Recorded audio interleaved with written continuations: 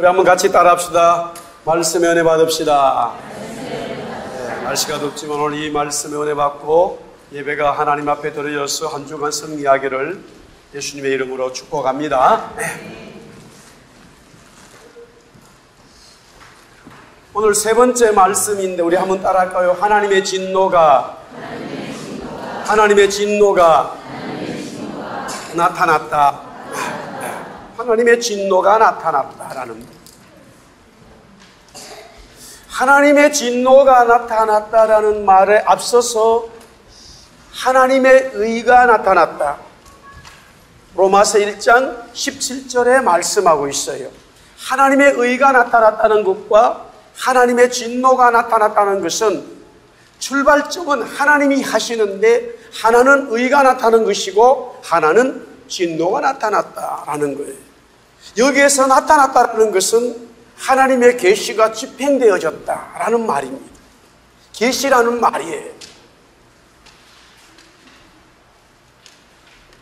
그렇다면 하나님의 의가 무엇이냐 했을 때에 이제 물론 우리가 로마서를 계속 보게 되면은 하나님의 의가 이거구나라고 분명해지는데, 그럼에도 1장 안에서 이미 바울은 하나님의 의에 대한 말씀들을 조금씩 풀어놓고 있더라는 거예요.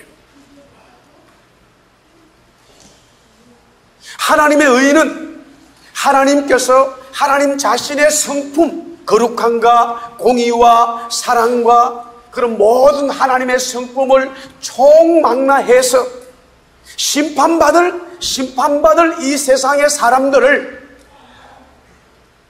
구원해 주시는 하나님의 은총을 하나님의 의라라고 말하는 거예요. 그런 이와 같이 하나님의 의가 집행되는 것은 분명한 지불해야 될 값은 지불해야 되는데, 그래서 하나님은 자신의 아들 그리스도를 십자가에 죽게 하심으로 인간이 지은 죄에 대한 값을 지불하도록 했습니다. 자, 우리 지난주 로마서 1장 16절 17절 말씀을 다시 한번 크게 읽읍시다. 로마 16장 1장 16절 17절 시작. 내가 복음을 부끄러워하지 아니하노니 이 복음은 모든 믿는 자에게 구원을 주시는 하나님의 능력이 됨이라. 먼저는 유대인에게요 그리고 헬라인에게로다.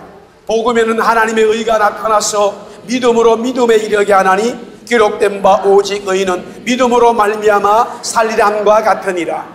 하나님의 의, 하나님께서 집행하신 것인데 그 하나님의 의는 구원을 말하는 것이고, 그 하나님의 의는 바로 죄인이 의인되는 하나님의 은총이라는 거예요. 그런데 어떻게 그 하나님의 의를 우리가 경험할 수 있을까? 우리 한번 따라하겠습니다. 우리 찬양대 찬양했습니다마는 믿음으로. 헬라인이나 유대인이나 지식이 있는 사람이나 없는 사람이나 남자나 여자나 할 것 없이 누구든지 그 사람의 출신이나 성분에 관계없이 믿음으로 하나님의 의를 받아들일 수 있다는 거예요.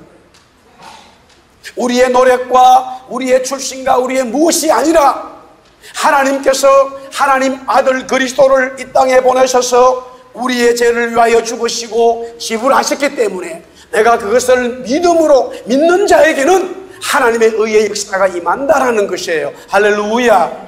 믿음으로 고백하는 거예요. 믿음으로. 나이에 관계없어요. 성분에 관계없어요. 성격에 관계없어요. 민족에 관계없어요. 누구든지 하나님이 이렇게 하셨다라는 하나님의 의의 나타나심에 대해서 믿음으로 반응하게 된다면 그 하나님의 의가 그 사람 속에 오게 된다는 것이죠. 그런데 오늘은 계속해서 바울 사도는 말씀하기를 하나님의 진노가 나타났다라고 하면서 하나님의 진노에 대해서 말합니다. 그렇다면 하나님의 진노가 무엇일까? 우리 로마서 12장 19절 말씀 먼저 한번 같이 보겠습니다. 로마서 12장 19절 시작.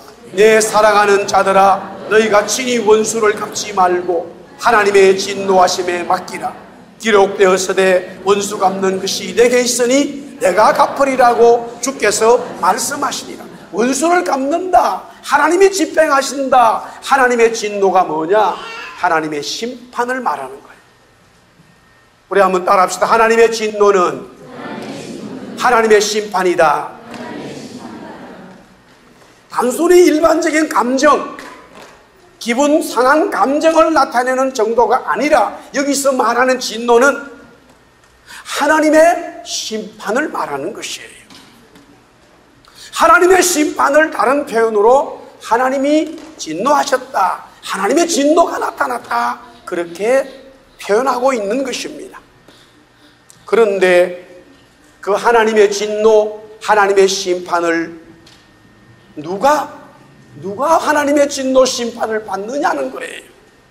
누가 하나님의 심판, 누가 하나님의 진노를 받을 수밖에 없는가라는 것이죠. 오늘 18절 말씀해 보니까 하나님의 진노가 불의로 진리를 막는 사람들의 모든 경건하지 않음과 불의에 대하여 하늘로부터 나타났다. 우리말 표현에는 나타났다는 말이 뒤에 있는데 원래는 하나님의 진노가 나타났다라는 말이 앞으로 와야 돼. 하나님의 진노가 나타났는데 그 진노가 누구에게라고 뒤에 말씀이 있는 것이죠. 하나님의 진노는, 하나님의 심판은 진리를 막는 사람들에게 나타난 것이에요. 하나님의 심판, 하나님의 진노는 누구에게 임하느냐? 하나님의 진리, 하나님의 의가 펼쳐지는데 그것을 막는 사람들에게 하나님의 진노, 하나님의 심판이 나타난다는 것이에요. 진리를, 하나님의 진리, 하나님의 의, 하나님의 복음, 그리스도의 역사를 막는 사람들에게 하나님의 진노, 하나님의 심판이 나타난다. 그렇다면은 이 사람들이 하나님의 진리를 어떻게 막고 있느냐는 거예요. 어떻게 하나님의 진리를 막고 있기에 하나님께서 그들에게 심판하시고 하나님의 진노가 펼쳐질 수밖에 없는가 하는 것이죠. 오늘 18절 말씀, 18절을 같이 한번 다시 읽겠어요. 제가 읽었습니다만 여러분들이 같이 너무 중요한 말씀입니다. 다 같이 18절 시작. 하나님의 진노가 불의로 진리를 막는 사람들의 모든 경건하지 않음과 불의에 대하여 하늘로부터 나타났나니, 하늘로부터 나타났다는 것은 하나님이 계시적인 말씀이었다는 것을 설명하는 것인데요, 진리를 막는 사람들 때문에 하나님의 진노가, 하나님의 심판이 펼쳐지는데 그들이 어떻게 하나님의 진리를 막고 있는가 하는 것은 오늘 바울이 말하기를 두 가지로 설명을 하고 있습니다. 첫 번째는 경건하지 않다라는 거예요. 경건하지 않다. 여기 우리말로 번역되어진 경건하지 않다라는 말은 하나님이 필요 없다, 하나님이 없다, 하나님을 무시한다, 이런 뜻이에요. 하나님이 없다라고 말하고 하나님이 필요 없다고 말하고 하나님을 또한 무시한 것을 경건하지 않은 이 진리를 막는 사람들의 죄악이라는 거예요. 정말로 하나님이 없을까? 그들이 하나님을 알지 못했을까? 꼭 예수님을 이야기해야지만 그들이 하나님이 계시구나 라고 인정하는 것인가? 아니라는 거예요. 19절부터 23절에 보니까 바울이 설명하는 것은 한마디로, 자 따라합니다. 자연 계시. 크게 따라합시다. 자연 계시. 바울이 설명하는 것은 자연 계시라는 말이에요. 계시라는 것은 드러냈다는 것인데 나무를 통해서, 물고기를 통해서, 사람을 통해서, 우주를 통해서 하나님이 창조주가, 조물주가 이렇게 만드셨다라는 것을 사람들은 양심적으로 다 한다는 거예요. 사람들은 양심적으로 하나님이 이 세상을 창조했다는 것을 다 알게 되어 있다는 거예요.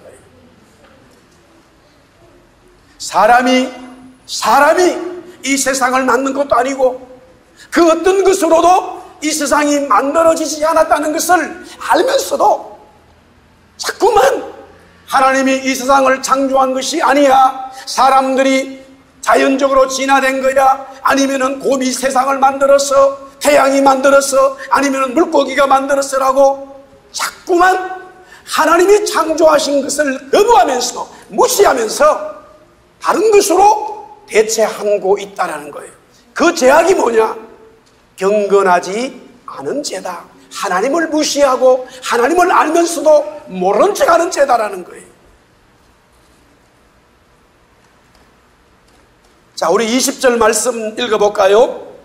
20절 다 같이 시작. 창세로부터 그의 보이지 아니하는 것들 곧 그의 영원하신 능력과 신성이 그가 만드신 만물에 분명히 보여 알려졌나니 그러므로 그들이 핑계하지 못할지니라.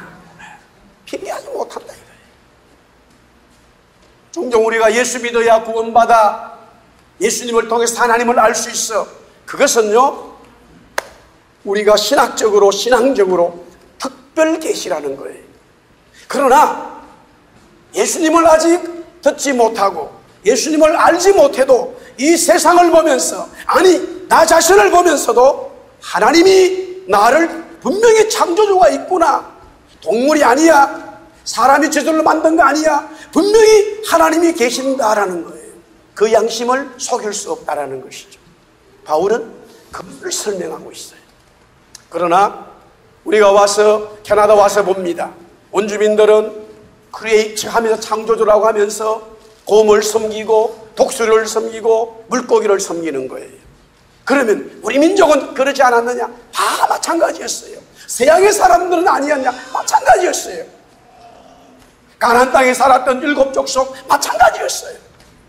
모든 세상의 사람들은 시대를 막론하고 하나님이 창조한 것을 알면도 불구하고 다른 것으로 하나님을 대체하더라는 거예요. 어떻게? 오늘 여기 보니까 썩어지지 아니하는 하나님의 영광을 썩어질 사람과 새와 짐승과 기어다니는 동물 모양의 우상으로 바꿔버렸다. 바울이 복음을 전하고 있는 그 시대에 로마의 사람들조차도 헬라 사람들이든 모든 민족의 사람들이 하나님이라고 하는 창조주를 본능적으로 알면서도 그 하나님을 찾지 아니하고 눈에 보이는 것으로 다 대체해버렸다는 것이에요. 이것이 바로 경건하지 않은 하나님 앞에 심판받을 수밖에 없고 하나님의 진노를 불러일으킨 죄악이라고 바울은 설명하고 있습니다.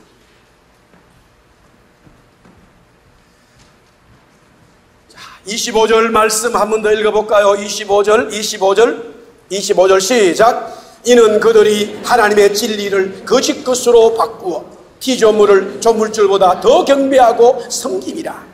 주는 곧 영원히 찬송할 이시로다. 아멘. 세상의 사람들은요, 하나님이 주신 진리를 막는다는 것은, 하나님의 진리를 막는다는 것은 하나님의 진리를 거짓으로 바꾸어버렸다는 거예요. 그래서 하나님께서 만들어 놓으신 눈에 보이는 것이 창조주인 양 모양을 만들어서 섬기니까 이것이 바로 하나님 앞에 범죄한 것이고 하나님의 심판을 불러일으키는데, 바울은 마지막에 주는 곧 영원히 찬송하리시다. 너희들은, 세상의 사람들은 그렇게 살아도 나는 창조주 하나님을 믿고 그분만을 찬송할 거야. 로마에 있는 성도들아, 로마에 있는 모든 사람들이 눈에 보이는 것을 하나님으로 믿고 있지만은 너희들은 눈에 보이지 않는 하나님, 정말로 창조주 하나님을 믿고 그분 앞에 찬송하고 그분 앞에 엎드려라. 할렐루야, 아멘. 그렇게 편지 쓰고 있는 거예요.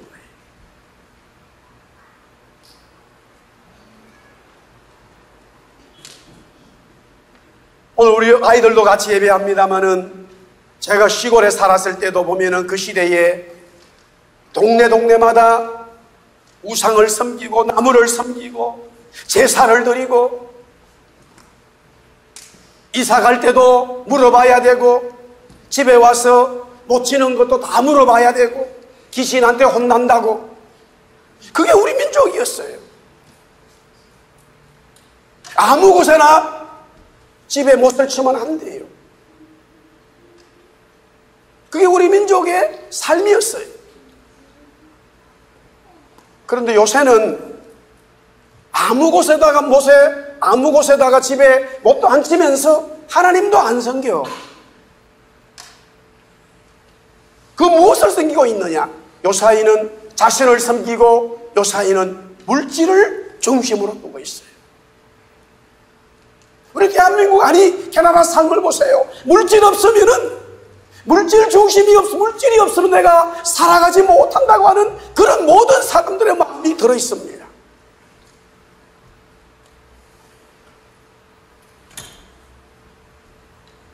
엘리사가 아람 군대 나만 장군의 병을 고칩니다.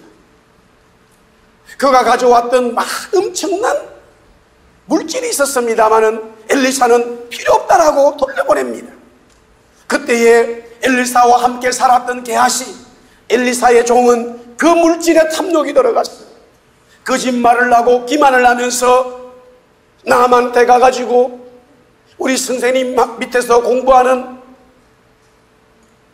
학생들이 있는데 그들 두 사람이 물질이 필요하다고 얼마가를 얻게 되어집니다. 집에 돌아와가지고 엘리사가 묻습니다. 게하시야, 너가 어디 갔다 오느냐? 그러니까 아유, 저는 아무데도 안 갔어요. 저 집에 있었는데요. 게하시, 이놈아, 내 몸은 방에 있었지만은 내 영은 너를 다 따라가고 다 보고 있었다. 이놈아, 나만이 알고 있었던 문둥병 나병이 너한테 나타날 거야. 너 가족 대대로 나타날 거야. 그 말이 떨어진과 동시에 게하시에게는 나병이 발병해버렸어요.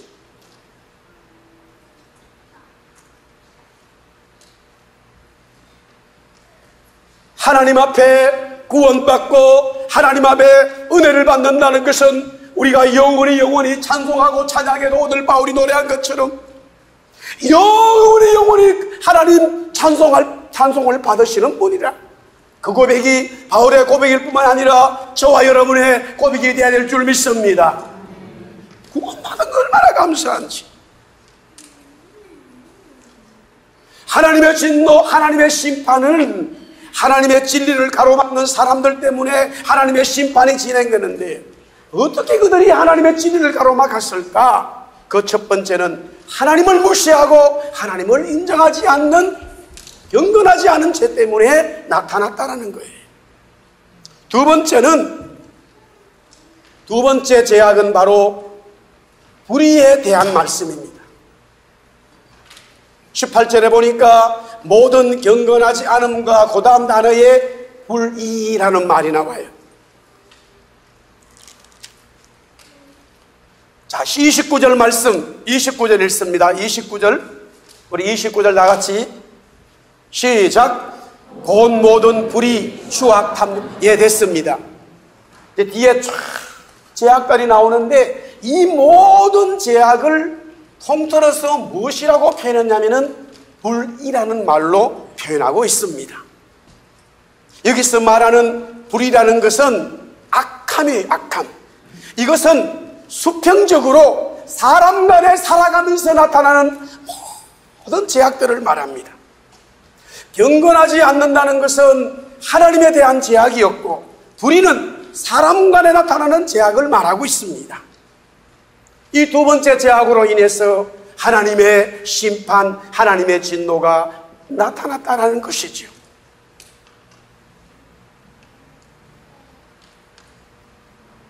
제가 간단히 오늘 여기 나와 있는 죄악들을 한번 간단하게 설명을 드리겠습니다. 자, 29절 띄워놓고요. 거기 보면은 추악이라고 그랬어요. 이 추악이라는 죄는 외부적으로 나타나 있는 바르지 못한 죄악을 말하는 거예요. 바르지 못한 것을 즐기고 있는 그 상태를 갖다가 추악이라. 탐욕은 욕심이지요. 그 다음에 악의가 가득하다 할 때 악의는 내면적인 거예요. 아까 전에 추악은 외부적인 건데 이건 내면적인 거예요. 시기는 남이 잘 되는 것을 싫어하는 거죠. 살인은 결국 시기가 자라서 사람을 죽이는 건데 미워하는 것도 여기는 살인에 들어가는 거예요. 분쟁은 타인을 굴복시키기 위해 싸우기를 좋아하는 기질이에요. 사기는 악을 이루기 위해서 교활하고 속이고 배반을 말하는 거예요. 악독은 사람을 해치고자 악한 상황으로 밀어넣는 성향을 말해요. 수군수군하는 자는 이웃에게요 비밀스럽게 비방하는 행위를 통해 독을 붓는 행위입니다. 악평하는 걸 말하죠. 그 다음에 비방은요 공개적으로 타인을 비방하는 거예요. 수군수군은 아주 은밀하게 말하는 거고 비방은 공개적으로 말하는 거예요. 그 다음에 하나님께서 미워하시는 자는 하나님을 미워하는 자를 말해요. 하나님께서 미워한다는 말은 그 사람이 하나님을 미워한다라는 거예요. 능욕하는 자는, 여기 능욕하는 자 그랬는데 잔인성과 교만이 가득 차서 다른 사람의 고통을 즐기는 것을 말해요. 다른 사람이 고통당하는 걸 굉장히 좋아하는 것, 능욕이라고 그래요. 교만한 자는 스스로 다른 사람보다 높이 평가하는 자로서 심지어 하나님보다 자신이 더 높아지려는 자예요. 자랑하는 자는요 헛된 목표를 세워가지고 의미 없는 약속과 자랑을 남발하는 거예요. 그 다음에 악을 도모하는 자라고 하는 것은 자신뿐만이 아니라 동료도 제악으로 인도하는 전파자이며 새로운 악을 찾는 자예요. 부모를 거역하는 자는 부모를 공경하지 않는 것을 말하죠. 우매하다는 말은요 이해력이 없는 자로서 타인의 사정을 몰라주는 거예요.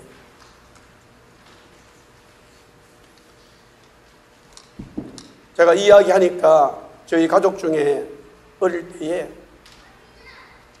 너무 어려워서 좀 재정적으로 조금 돈을 빌리러 간 모양이에요. 근데 빌리러 갈 때에 어떤 사람은 그분한테 장로님이었는데 빌려줬어요. 그래가지고 뭐 큰 돈도 아니에요. 그래서 자기도 이제 빌려서 한 달 뒤에 갚겠다고 갔는데 장로님이 너는 못 준다는 거예요. 못 빌려준다. 너희는 갚을 능력이 없다 이거예요. 단순한 얘기죠. 그런데 그 말 한마디에 교회를 떠나버린 거예요. 교회를 떠나뿐만 아니라 그 당사자와 그 가족들에 대해서 그때부터 인사도 안 하는 거예요. 그게 수십 날 나는 거예요. 엄청 큰 돈도 아니었어요. 타인의 사정을 무시해버리는 거예요. 타인의 사정을 몰라준다. 우매한 자지요. 배약하는 자는 약속을 어기고 타인에게 피해를 주는 거예요. 무정한 자는요, 여기 무정한 자라는 것을 잘 들으세요.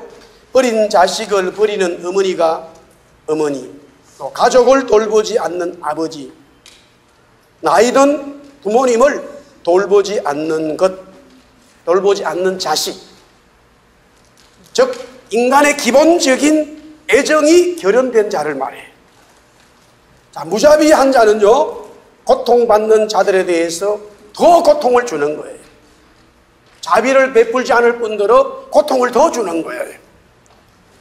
여기에 29절, 30절, 31절에 바울이 아주 그 당시에 불의한 세상 사람들의 살아가는 그 삶의 제약들을 쫙 나열하고 있는 거예요. 이런 이유로 인해서 하나님의 진노가 심판이 나타났다라고 설명하고 있습니다. 자, 다시 한번 따라합시다. 하나님의 진노는 하나님의 심판이다. 자, 그러면 이 하나님의 진노 심판이 어떻게 구체적으로 나타나냐 이거예요. 하나님을 무시해버리고 사람들 살아가는 모든 제약들이 관용하는 과득 찬 이 사람들에게 어떻게 구체적으로 하나님의 진노 심판이 임했는가? 오늘 성경은 세 가지를 설명하고 있습니다. 먼저 로마서 1장 24절 말씀요, 우리 한번 같이 읽읍시다. 24절 아주 중요합니다. 다 같이 시작. 그러므로 하나님께서 그들의 마음을 정욕대로 더러움에 내버려 두사 그들의 몸을 서로 욕되게 하게 하셨으니. 예. 첫 번째 하나님의 진노는요, 그 죄악으로 살아가는 사람들의 그 정욕의 죄악의 삶을 그대로 내버려 둔다는 거예요. 잘 들으세요. 오늘 이 말씀을 여러분들 잘 들으셔야 돼요. 하나님의 진노가 어떻게, 하나님의 심판이 어떻게 시작되어졌느냐, 어떻게 나타났느냐. 하나님 앞에 범죄하는 사람들, 죄악을 가지는 사람들의 삶을 그대로 내버려 둔다는 거예요. 종종 하나님은 사랑이야 하고 전도하면은 하나님 사랑인데 세상이 이래? 그런 것 때문에 굉장히 전도할 때 깝깝할 때가 있어요.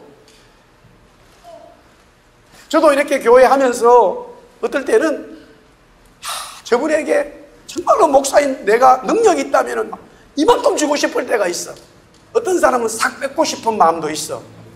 나 사람이니까. 그런데 하나님은요, 거기에 그런 어떤 수준의 하나님이 아니세요. 오늘 여기 바울이 하나님의 진노의 첫 번째는 뭐냐면 정욕대로 일어나는 죄악을 그대로 내버려 둔다는 거예요. 이야. 마음의 정욕대로 더러움이라고 하는 것은요, 마음의 정욕 안에서 육체적 방탕함이라는 거예요. 그들이 원하는 정욕의 삶을 마음대로 살고 있음에도 더 놀라운 것은 그런 삶을 하나님께서는 내버려 두시고 있다는 거죠. 여기에 내어버려 두다라는 말은요, 하나님은 자신을 섬기는 것을 거부하고 하나님이 없다라고 하는 그런 사람들에게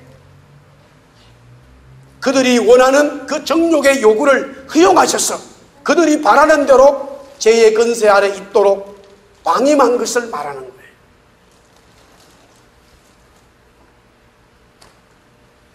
자, 이스라엘 백성들이 왕을 요구해서 사울이 첫 번째 왕이 되는데 그 사울은 너무너무 겸손했습니다.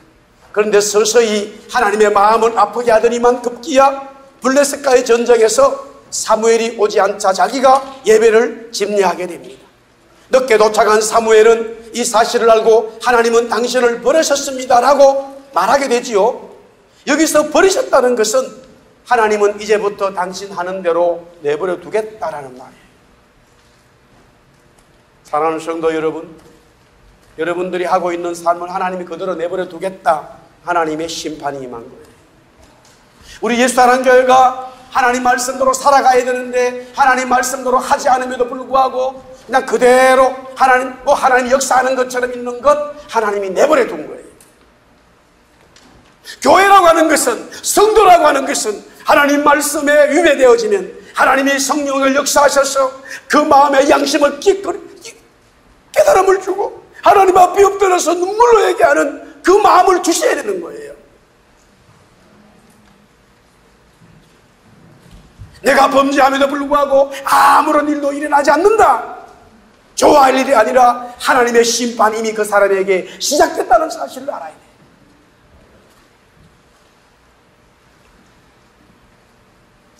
그렇다면 하나님이 그들을 어디까지 내버려 두었을까? 26절, 27절 말씀을 보면은 오늘 여러분들 이 시대의 이야기지요. 바로 동성 연애를 말하고 있어요. 소돔 때도 그랬었고 노아의 홍수 때도 그랬고 바울이 복음을 전하는 그 시대도 그랬고 오늘날도 대한민국이나 미국이나 캐나다나 어디든지 동일한 제약이 지금 난무하고 있어요. 하나님께서 내버려 두고 있다는 거예요. 왜 하나님은 저 사람들을 심판하지 않나? 어떻게 서울시청이 아니면 캐나다 밴쿠버의 이 데이빗거리에 그들이 막 노래하고 야단하잖아요. 왜 하나님은 하늘에서 벼락을 떨어지지 않는가? 그들이 그렇게 하도록 내버려 두고 있는 것이 하나님의 심판이에요. 아멘? 오늘 말씀이 그렇게 얘기합니다. 두 번째 심판은요, 두 번째 하나님의 진노는 28절 말씀이에요. 28절 읽어볼까요? 28절, 다 같이 28절입니다. 시작. 또한 그들이 마음에 하나님 두기를 싫어하며 하나님께서 그들을 그 상실한 마음대로 내버려 두사 합당하지 못한 일을 하게 하셨습니다. 두 번째는 그 죄악의 사람들을 마음을 상실하도록 만들어주는 거예요. 여기서 상실이라고 하는 것은요, 하나님 두기를 싫어하는 것을 그대로 둔다는 거예요. 자, 첫 번째는 죄악을 밥 먹듯이 짓는 그 죄악의 삶을 그대로 두는 것이고, 그럼에도 불구하고 그 사이에 하나님에 대한 말씀들이 그들에게 들어올 수 있어요. 그들에게 들어올 수 있어요. 그런데 그런 상황에서 하나님에 대한 이야기, 복음에 대한 이야기를 그들은 마음속에 담아두기를 싫어해요. 그것을 갖다가 상실의 마음이라는 거예요.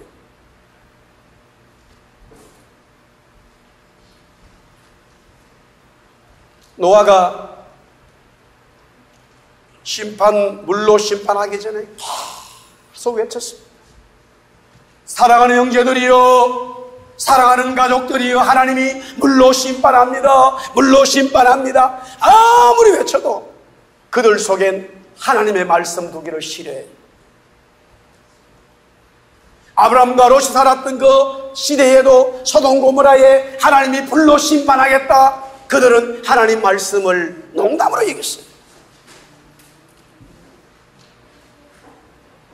상실의 마음이라고 하는 건 뭐냐면은 하나님의 역사함에도 불구하고 하나님 말씀대로 살아가는 것을 거부해버리는 거예요. 그 마음이 계속적으로 진행되는 거예요.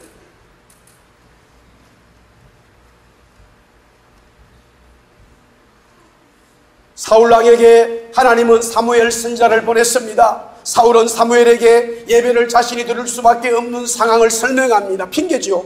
사울은 그의 마음속에 조금씩 하나님 두기를 싫어했습니다. 하나님이 필요치 않다고 거부한 것이죠.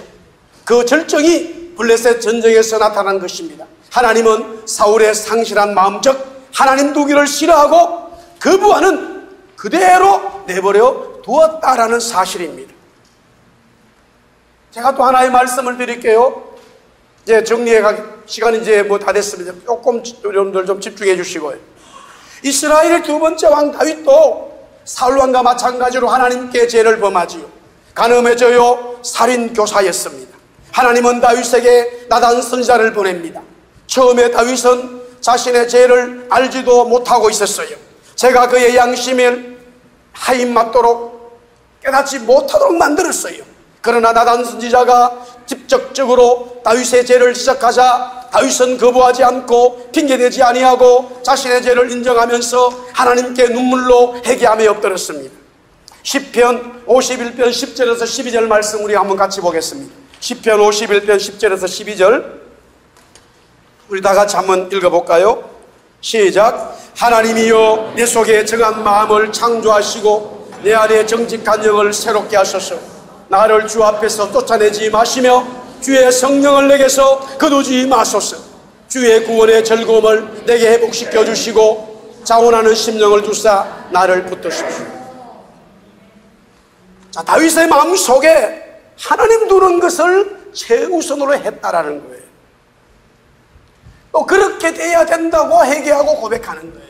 다윗이 범죄했지만은 하나님께서 나단을 통해서 지적하자, 그래, 내 마음속에 둬야 될 것은 왕의 자리가 아니야, 그런 얘기 아니야, 하나님 그분이야 라고 자신이 하나님 앞에 회개하고 눈물로 살려달라고 기도한 것이에요. 하나님의 성도 교회는 하나님, 성령 하나님이 여러분 속에 제일 중요한 분으로, 제일 가장 가치 있는 분으로 자리 잡아 있어야 됩니다. 할렐루야. 그것을 상실해서는 안 돼요. 그 마음을 접어서는 안 돼요. 만약에 여러분들 속에 오늘 말씀처럼 그런 마음을 두기 시작한다면 그것은 이미 하나님의 심판이 여러분 속에 진행되고 있는 거예요. 여기 와서 우리가 살다 보면은 물질적으로 어려울 때 있죠. 하나님이 지혜를 주시고 은혜를 주셔서 만약에 기업을 하게 되었다. 기업을 하다 보니까 점점 물질이 더 많아지는데 그때에 하나님 중심을 두는 삶을 그대로 둬야 되는데 서서히 그 물질이 하나님보다 더 위에 서게 된단 말이에요. 그렇게 된다면 과감히 내가 다시 새끼 밥 먹기 어려워도 그 사업을 포기하고, 아멘? 그 사업을 포기하고 하나님 두는 것을 원칙으로 삼아야 되는 거예요. 그러나 현실적으로 그런 삶에 들어가면은 누구든지 하나님 보기를 싫어하고 그 물질이 내 속에 중심으로 자라기 시작한단 말이에요. 이것을 하나님의 심판이라고 말하는 거예요.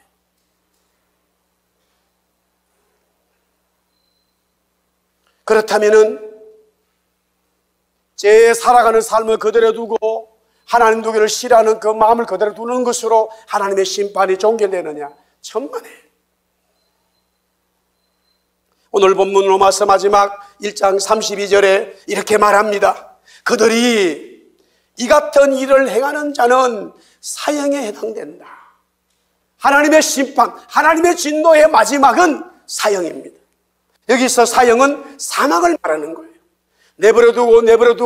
내버려두다가 그걸로 끝나는 것이 아니라 구약에 보니까 노아 시대에 물로 심판해서 다 죽게 만든 것처럼 마지막 때에 불로 그리스도의 재림을 통해서 완전하고 완벽한 하나님의 심판, 사형의 재판이 있는 줄 여러분들 믿으시기를 바랍니다.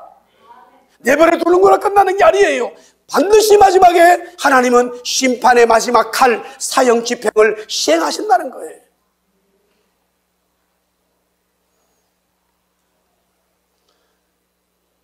로마서 6장 23절 우리 한번 따라하겠습니다. 죄의 삭은 사망이요 하나님의 은사는 그리스도 예수 우리 주 안에 있는 영생이니라. 우리가 그렇게 사망을 받았어야 되겠어요? 하나님이 우리에게 영생의 구원의 길을 주셨어요. 아멘. 저와 여러분들에게 구원의 길을 주셨습니다. 로마서 8장 1절에서 2절에 보니까 그러므로 이제 그리스도 예수 안에 있는 자에게는 결코 정죄함이 없나니 이는 그리스도 예수 안에 있는 생명의 성령의 법이 죄와 사망의 법에서 너를 해방하였으니라. 아멘. 요한복음 5장 24절 말씀을 다 같이 읽고 정리하겠습니다. 5장 24절 다 같이 시작. 내가 진실로 너에게 이르노니 내 말을 듣고 또 나 보내신 이를 믿는 자는 영생을 얻었고 심판에 이르지 아니하나니 사망에서 생명으로 옮겨졌느니라. 아멘.